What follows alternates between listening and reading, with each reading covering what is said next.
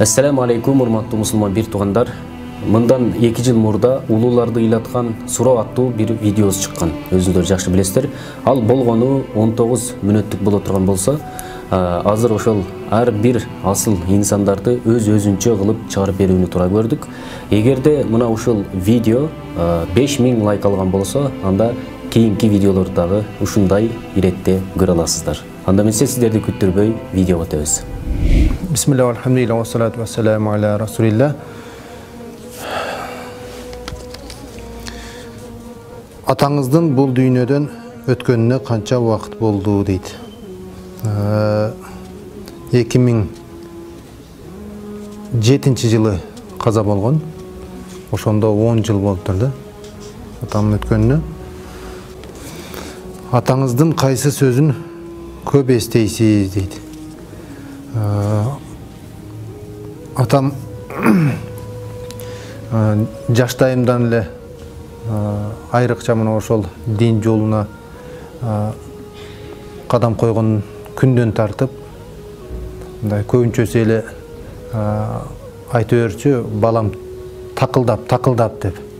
Мындай жоош же болбосо бош болбостон такылдап сүйлөп, каттуу деп ошентип көбүрөөк айтчу эле. Мына ошол сөзү бүгүнкү күнгө чейин эсимде. Кээде жума баянга чыккан чакта деле мына ошол сөзүн эстеп коёмун. Бирок тилекке каршы мына ошол атамдын осуятын бүгүнкү күнгө чейин осуяттагын эмес, балким ошол кеңешини бүгүнкү күнгө чейин толук орундай албай келемин. Адатта көп аткара турган жумушу кайсы эле дейт. Көбүнчөсү ата болгондон кийин айрыкча мен үй бүлөдө эң кичүүсү болгондуктан мына ошол атамдын колунда чоңоюп калдым. Эртели кеч эле ошол балдарын чоңойтомун деп ошол үй тиричилиги менен алек болчу. Тагыраак айтканда, үй бүлөбүздө 9 бир тууган болгондуктан мага чейинки бир туугандарымды үйлөп, турмушка берип, мына ошолорду турак жай менен камсыз кылуу менен алек болгондуктан көбүнчөсү үй жумуштары менен алек болчу эле. Кайсы темада көбүрөөк сүйлөшчү элеңиз дейт. Мындай сүйлөшкөн кезибиз деле болбоптур.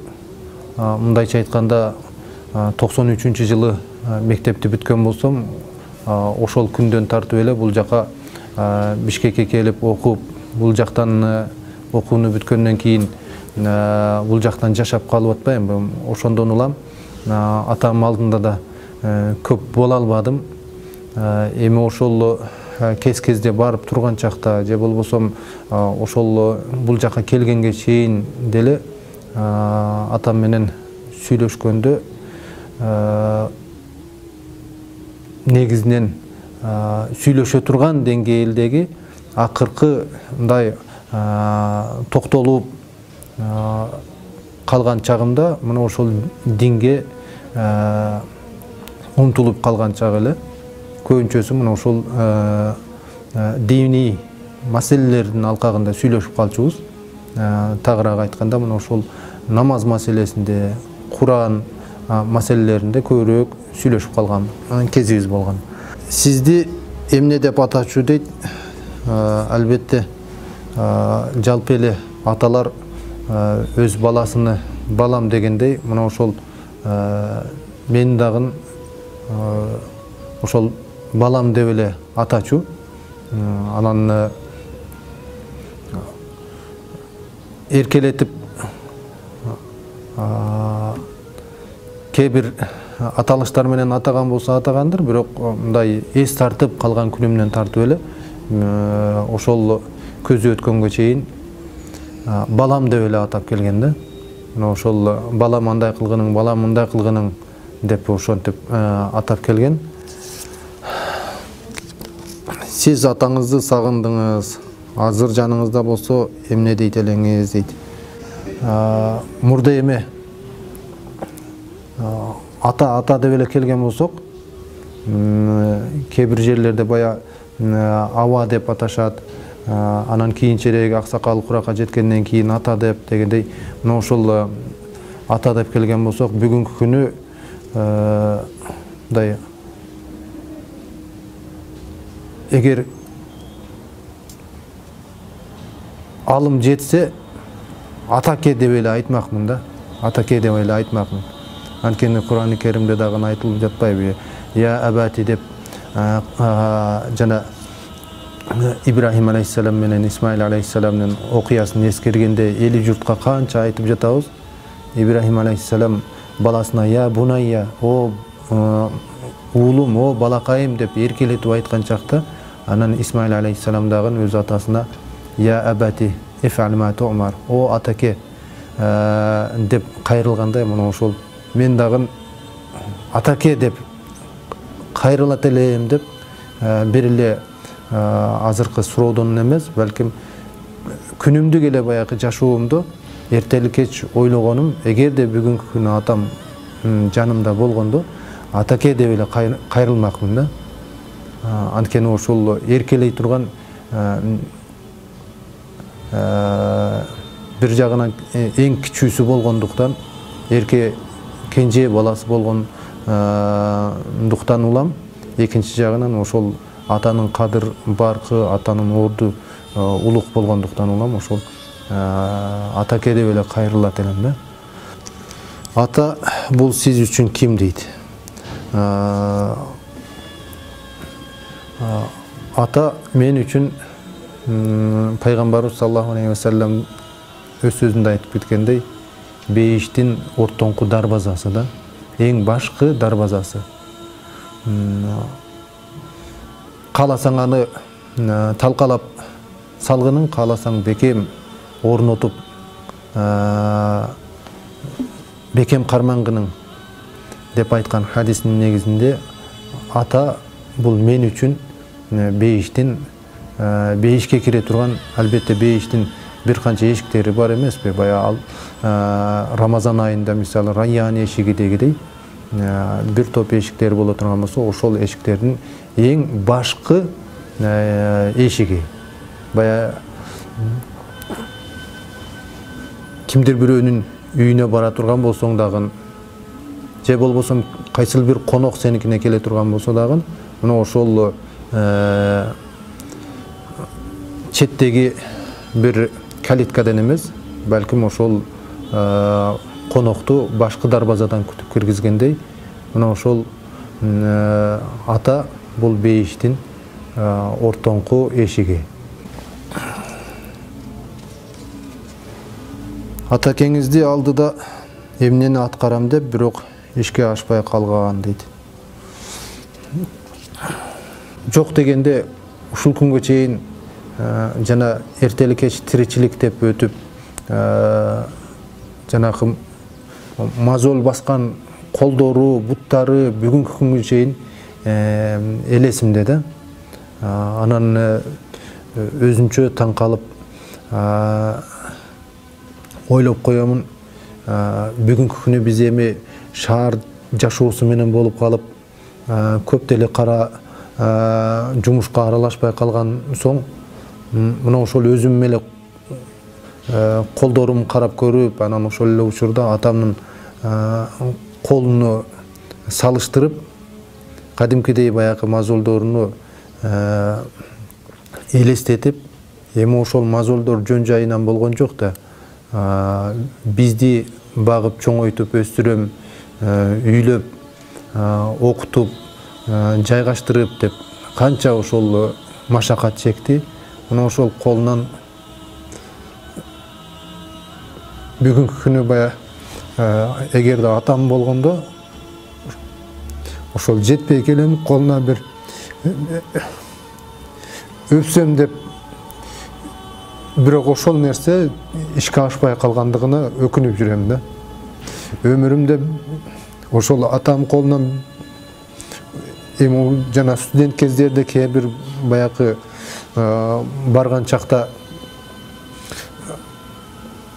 ушундай биринчи саламдашканда барып колунан өп койсом экен деп, жанакы анча мынча түрктөрдүн фильмдеринде деле көрүп көз көнүп деле калды. Мына ошолор сыңары атабызды баягы жок дегенде атабызды барып туруп ошол ыраазычылыгын ала албасак дагы жок дегенде колунан өп койсом экен деп аракет кылып, бирок ошол нерсе ишке ашпай бүгүнкү күнү ошол нерсеге жетпей келем да. Эгерде бүгүнкү күнү болгондо атам жок эле дегенде ошол колунан болсо дагы өпмөкмүн да. Ошол нерсе бүгүнкү күнү ошол кыжалатка салып, анан жүрөктү өйгөн маселе ошол.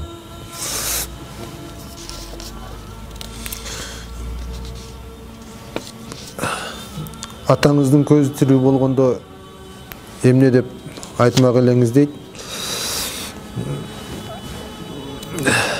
Эми атам көзү тирүү болгондо деп туруп бүгүнкү күнү эми өтүп кеткенден кийин изи сууп бүгүнкү күнү эми эскерип жатканыбыз эми канчалык, бирок бүгүнкү күнү мен атамды көбүнчөсү эскерген жайым ошол өткөндө бир-эки студенттерге дагы айтып бердим.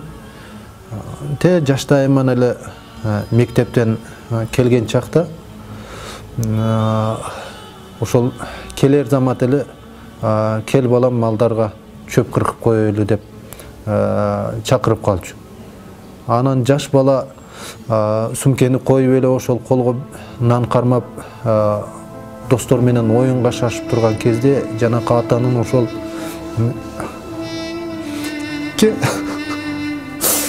кел балам деген сөз бүгүн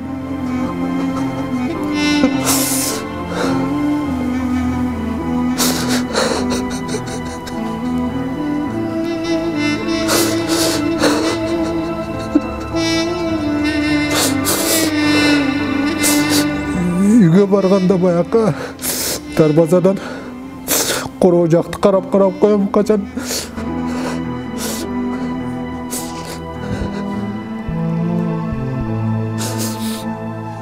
адатта атам ошол короо жактан келип алам деп чакырчу.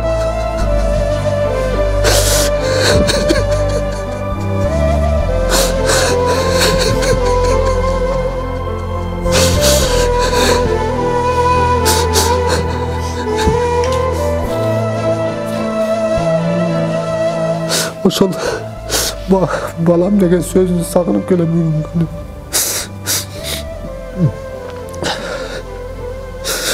Бул жерде жашап калгандан кийин үйгө келген чакта дагы келип бир-эки күн туруп турбай эле айылга шашчу эле. Балам мени айылга жөнөткүнүм деп. Бул жериң шаарың мага болбойт экен, айылга жөнөткүнүм деп. Ошол балам деген сөз бүгүнкү күнгө чейин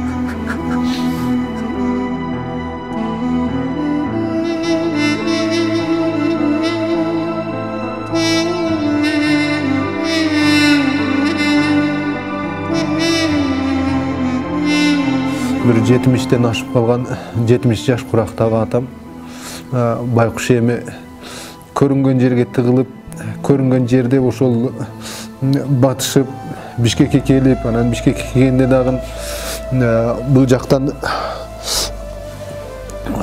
окуу мезгилине чейин кайра айылга барып турайын деп, анан айылга барып кайра келген чакта байкуш эми бүгүнкү күнү мындай машина менен жүрүп элестетип атпайбызбы? Пишпектен станциядан түшүп, Пишпектен тартып тиги Киркамсуройго чейин ошол атамды күтүп алып басып барган экенбиз да.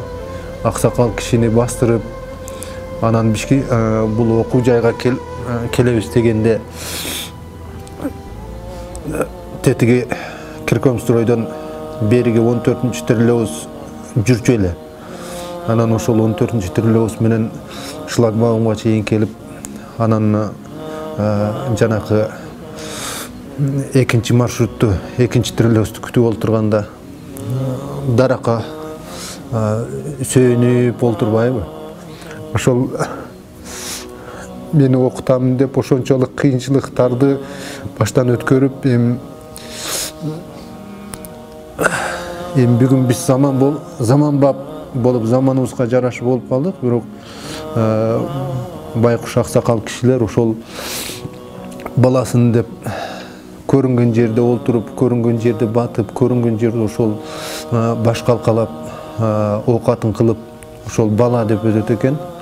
Анан биз мезгилинде ошолордун баркына жетпестен, анан бүгүнкү күнү эскергенибиз эми канчалык, эми эң эле өкүнүчкө салган маселе ошол 2007 жылы өтөөрдөн мурда сентябрь айлары болсо керек, умра зияратына жөнөп калдым. Ал кезде мына ошол атам суркоолоп калып, бир туугандарым мен умрага жөнөгөн соң ошонун кабарын айтпай эле турайлы, кыжалат болбой барып келсейин деп ошол унчугушпаптыр. Анан сак саламат барып келгенден кийин, бул жерге келгенден кийин кабар берип атпайбы? Анан ал жакта умрада бир 20 күн, 25 күндөй жүргөн болсом, Рамазан айы болчу эле. Анан келгенден кийин заматта эле айылга кетип калыш дагы ыңгайсыз болду. Бир тараптан жетекчиликтин астында өзү 3 жума жумуштан калып, анан дагы бир жума уруксат сураш, ал жагы дагы канчалык калып каласын Кудай билет. Ыңгайсыз болгондуктан анан жок дегенде бир жума иштейин деген ниет менен бул жерде эми иштеп калдым. Күнүгө чалышат. Ал кезде баягы бүгүнкү күндөгүндөй видео звоноктор дагы жок. Күнүгө чалып, эми жолго чыктыңбы деп сурайт. Мен ар кандай шылтоону айтам. Төө ашууга кар жаап коюптур, ашуулар кар экен деп. Анан күнүгө сурайт дейт.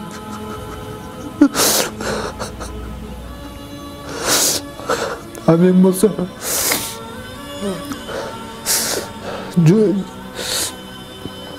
жолго чыга албай эми бир жума өтсүн деп, анан араң бир жума өттү.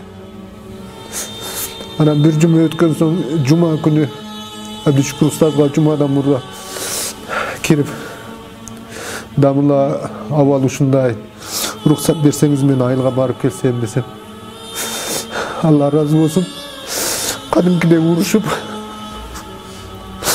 эгер абал ушунчалык болсо эмне ошол мезгилинде айтпайсың, эмне мен түшүнбөйт белем, эртерээк барбайт белең деп урушуп, эртерээк чыккының деп, анан жуманы окур замат жолго чыгып, жолдо бара жатып ошол барганча бакыт келет, жолго чыгып турбу деп сурайт.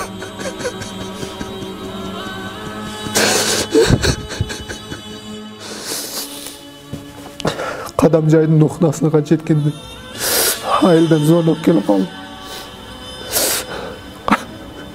Кайтыш болуп кетти.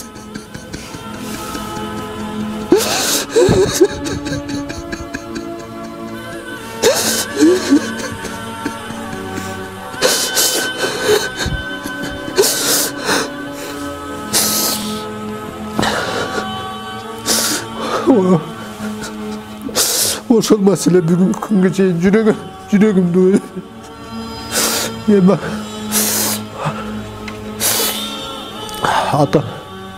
ата деген бейиштин уртоңку дарбазасы боло турган болсо, анан балам деп жазса, мен жол барбасам.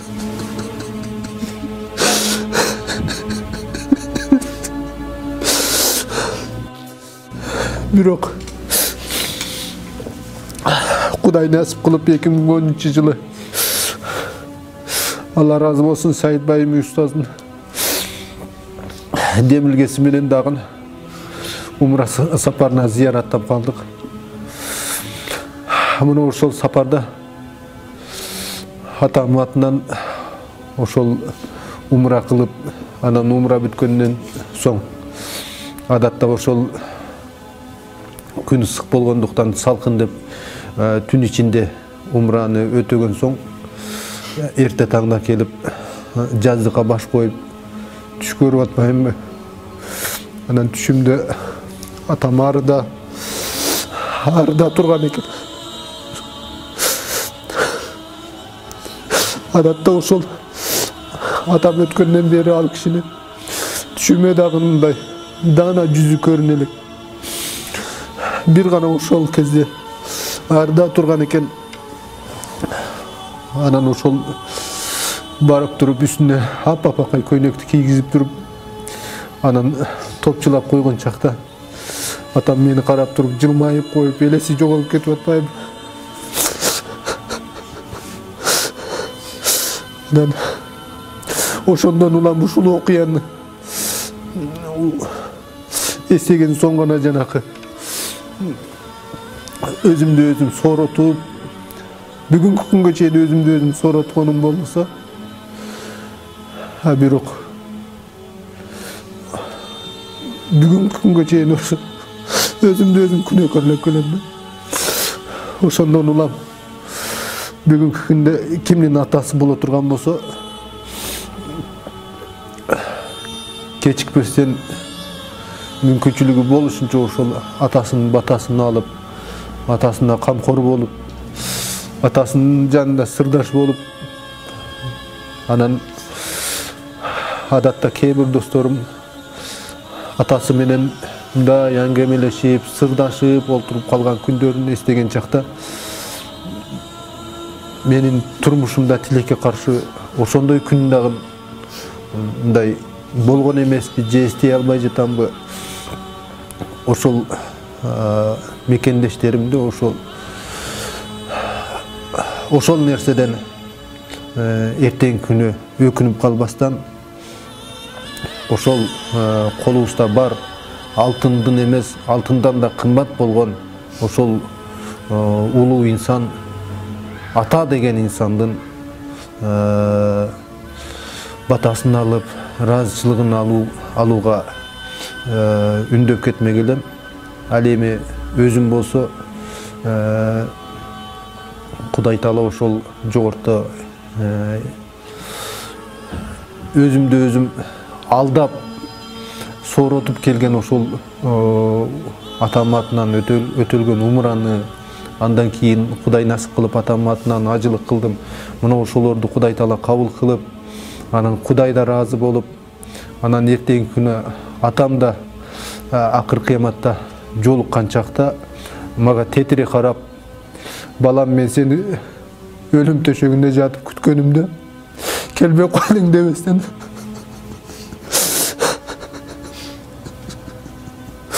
ошол түшүмдөгүндөй мындай түз карап жылмайышына үмүт кылып келердим.